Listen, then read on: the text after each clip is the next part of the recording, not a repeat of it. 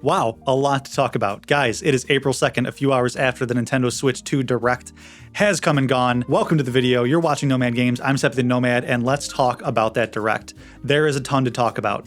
There is going to be a lot of hype things, a lot of good things, and a lot of not good things. I'm going to go into deeper dives on some of the topics, including but not limited to the Mario Kart World reveal, Donkey Kong Bananza, and the C button functionality, but we are still going to cover everything here. So let's jump into the things that I am most hyped about first. The first one being what they launched with Mario Kart World. We speculated that this was going to be some sort of open world title because of the Switch 2 reveal in February. They kind of panned up and you see this huge open world. I didn't know that it was going to be like this. This is honestly pretty crazy. In this new Mario Kart open world game titled World, there are going to be huge levels. There's going to be new power-ups that are pretty cool. It is exclusive to the Nintendo Switch 2. You can drive everywhere. There are also classic modes, 24 drivers like we've all speculated. There's a knockout tour where you race all over the world. That sounds extremely fun. That's something that I didn't expect with an open world game for some reason.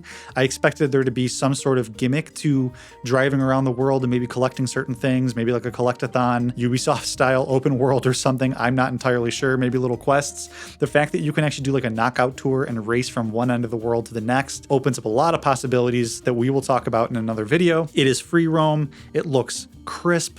4K 60. The stream was in 4K 60, first of all. I was really excited when I popped on the stream and I saw that I could do 4K 60, so that boded well. Excellent draw distances as well. You can really see far. I didn't notice any pop-in. I wonder if this gameplay was actually captured on the Switch 2. I haven't rewatched it yet, so if you see captured on Switch 2 in the gameplay, that's exactly why I'm saying this right now. I don't really know. There's going to be another little direct about it on April 17th, and this game does launch with the Switch 2, which leads me to my next hype point. The Switch 2 launches on June 5th, just a couple of months away. I find that extremely exciting and extremely daunting at the same time for another reason, price, that we will talk about in a little bit. Moving on here, the next thing that they showed off, and my second most hyped thing, is this C button. Now, why am I excited for it? First of all, I'm excited to just know what the heck it is.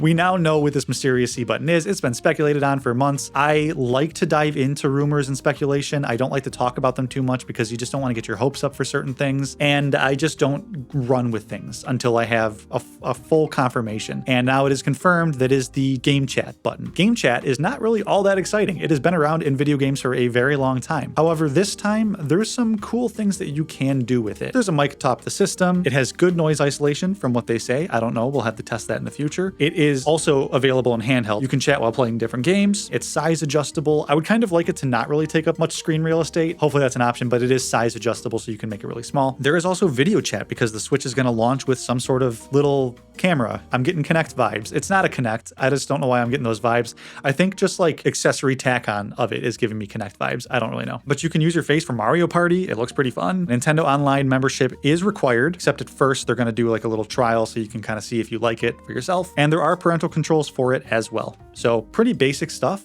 However, I like the UI of it. You can press the C button and pull up a little menu if you need to mute yourself or something. Admittedly, it is not the most intuitive thing I've ever seen, but it works for Nintendo. It's cool that Nintendo is catching up with the times. I don't necessarily know how much I love the idea of using the camera with it all the time. For some games, like I think they showed Mario Party, you can use it. Sometimes I don't want to constantly be on camera even when I'm chatting with friends. You know what I mean? When I want to get up, I might not be wearing pants. You don't know. Another thing that I'm pretty excited about is the new Switch 2 Pro controller. Not the price. Talk about that. I just think that it's cool that it's got the G buttons on the back, I think they said. It does also have a C button for game chat connectivity and functionality as well. That's pretty neat. Hyrule Warriors. This is something that came out of nowhere. It looks like they're just using the engine and the same assets that they used for Breath of the Wild and Tears of the Kingdom, but it almost looks like some sort of JRPG with Zelda, you know, going back in time to Hyrule Castle and fighting this big battle. That looks pretty exciting. Also pretty excited for Donkey Kong Bananza. They showed that at the end. It was kind of like the one last thing. The destruction and the traversal of the world looks pretty cool. Game looks pretty great, honestly. I do like Donkey Kong, and this will be a new fun thing to look into. All right, moving on to the good section. These are things that I think are good that they exist. They're just not my most hyped things, but I'm glad they're here. Starting with the Switch 2 Edition games. So they had mentioned that there are 3 types of games on the Switch. Switch 2 games, Switch 1 games that are compatible, and Switch 1 games that are the Switch 2 Edition. That sounds kind of complicated, but it's pretty easy. Games like Breath of the Wild and Tears of the Kingdom are going to have enhanced resolution and frames per second, and there's also going to be this Zelda Notes app or something to help you locate things in the world. Again, I'm not super interested in anything that tells you where to find things in games. I don't know. Well, I don't know. Who knows? Kirby Forgotten Land, improved resolution, FPS, and a new story for that one as well. Metroid Prime 4 Beyond is also going to be one of these games where it's a Switch 2 edition. It's going to launch on the Switch 1. They revealed it on the Switch 1. Now there's going to be a Switch 2 edition for it, so that's pretty exciting. And it looks fantastic. 4K 60 or HD 120 on the in the docked mode, and then you also are going to get HD 60 handheld and 720 120 handheld, which is pretty sweet, even though 720 is a low resolution on a 7.9 inch screen. Pretty cool. And 120 frames. That's an awesome refresh rate to have if any games can actually hit 120 frames. It also maintains HDR capabilities even in that mode, so that's pretty sweet. And Pokemon Legends ZA is going to have improved resolution and FPS as well, so those are going to be the Switch 2 edition upgrades. They mentioned a ton of third-party games, including Borderlands, Cyberpunk 2077, Elden Ring, and a ton of others. I'm very happy that those games are coming. Again, I put that in the good because someone is extremely excited for that. Someone who maybe doesn't have a PC or PlayStation or Xbox or any other console but Nintendo, that maybe has been kind of like peeking through the blinders at like some of these other games. Well, now they have access to them. Hogwarts Legacy is also coming on there too, so that's going to be really exciting. I'm happy for the people that want that. This is the section I was a little more like, I'm going to go refill my water or something because, you know, most of the games they showed, if I don't have them by now, I don't want them, and if I do, I got them on another system. We got the Dusk Bloods. This was a pretty cool reveal. It is a FromSoft game for Nintendo, and it looks kind of Bloodborne-ish and pretty exciting. I actually thought it was like a Bloodborne remake at first. I think FromSoft rarely misses. This should be pretty cool. I'm excited for that. That's awesome. We also got Kirby Air Riders. This is a sequel, I suppose, to Kirby Air Ride from a game back in the day. I don't really know much about it, but it is cool. They said the director is coming back as well. In the good section, they gave us some more info on the console itself. The game cards are now red and they read faster speeds. So the game cartridges, that is, the actual physical ones, they're red, faster speeds. You now need a micro express SD card for faster data transfer and everything like that. You can transfer data from the Switch 1 to the Switch 2. And yeah, I thought those specs were pretty cool.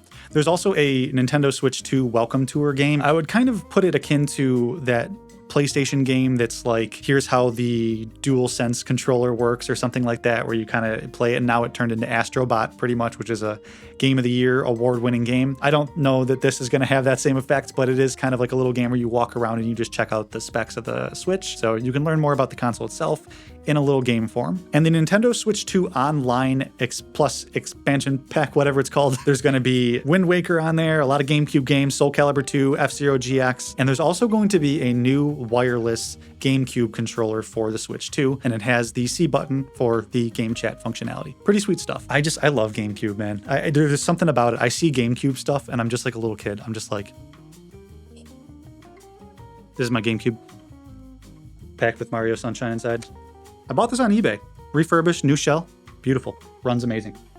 I just wanted to put my GameCube in the video. Leave me alone. All right, now let's talk about the things that I'm pretty critical of. The things that I wrote as need some work, but honestly, as I think about it more, I'm going to classify this as the disappointed section. This sounds so weird to say. They showed a ton of games. Most of them were like third-party games. There's not a lot of new Switch 2 Nintendo first-party games. The Hyrule game, Mario Kart, obviously, that's going to be huge. Donkey Kong. They showed us, what was it called? Dragon Drive, Dusk Bloods, and Metroid Prime 4. Well, yes, that's a good handful of games. I wouldn't classify those as like the big Nintendo games besides Metroid, Donkey Kong, and Mario Kart. Now that I'm saying it out loud, it sounds weird because there are going to be people that are like, dude, that's still, you just listed a lot of games. I did, but there still felt like there was something missing. Like I still felt like there was no announcement or even hint at a mainline 3D Mario. There was no Animal Crossing. People thought we might get Animal Crossing. That was one of the biggest things in the pandemic. And it's been many years since that game came out. I think 5 as of very recently. It's just one of those things where like, I feel like they have to be deep in development on the next one to at least show it off and hype it up. I think that could have hyped up the console a little more. Now, I definitely understand the business practice of not announcing things too early, like Metroid Prime 4 or other things. Elder Scrolls 6.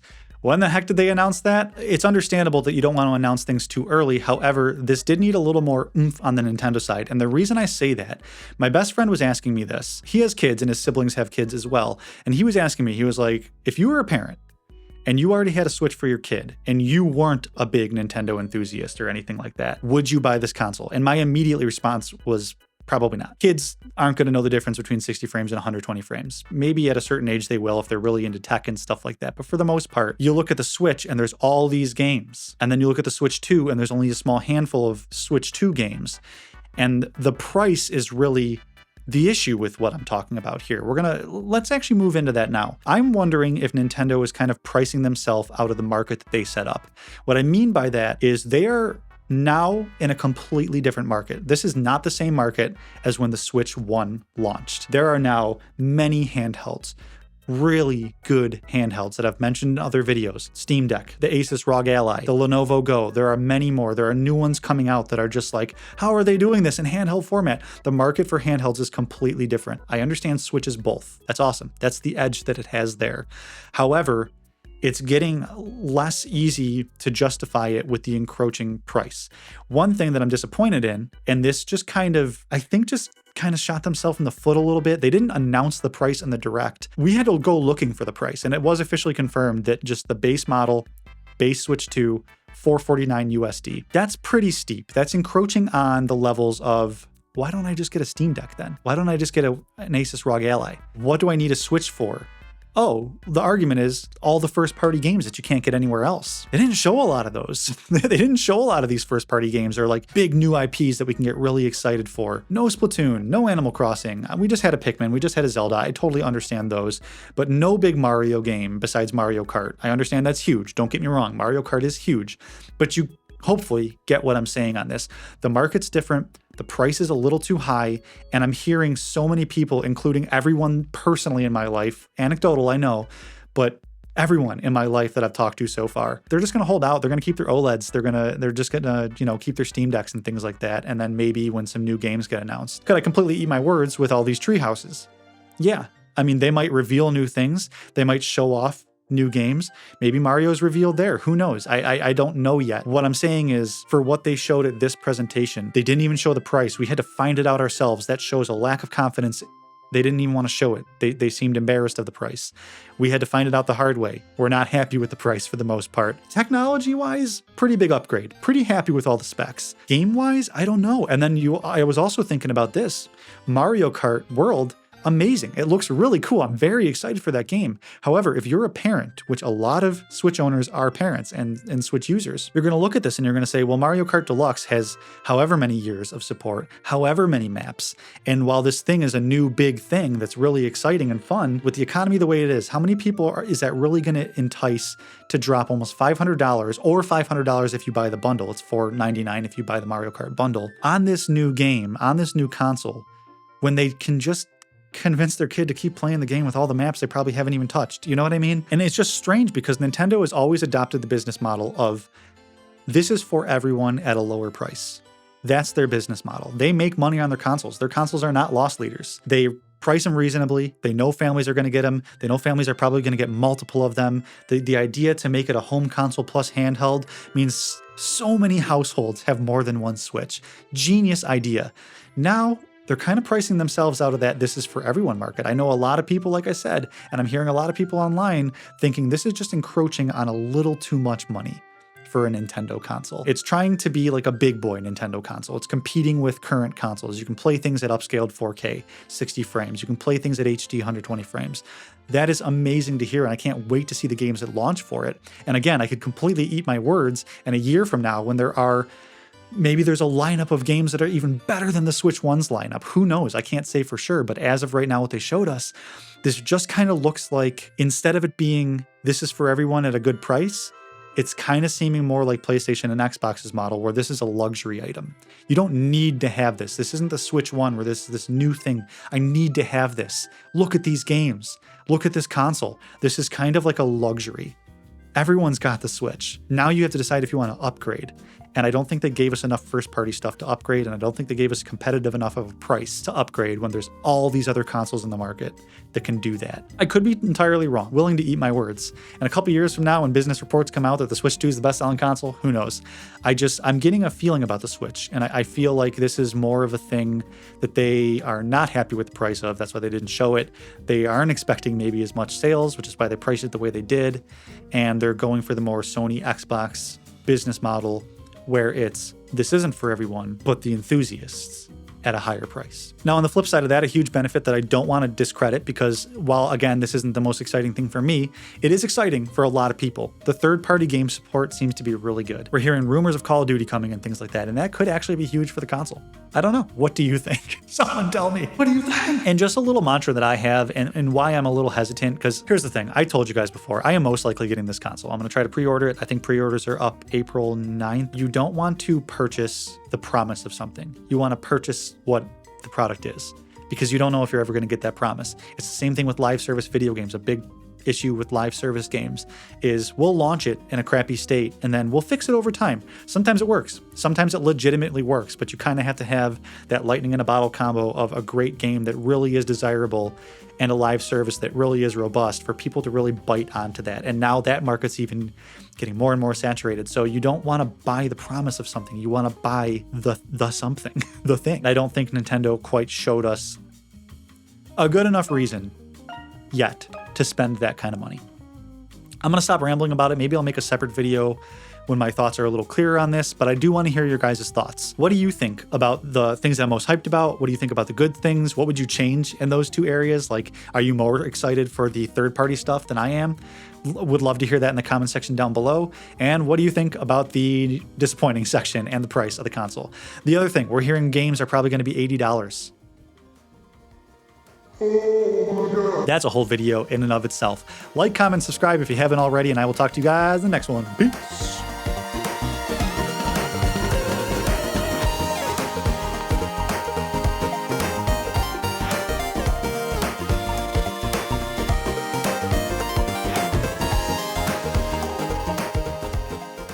Oh, shoot. My milk.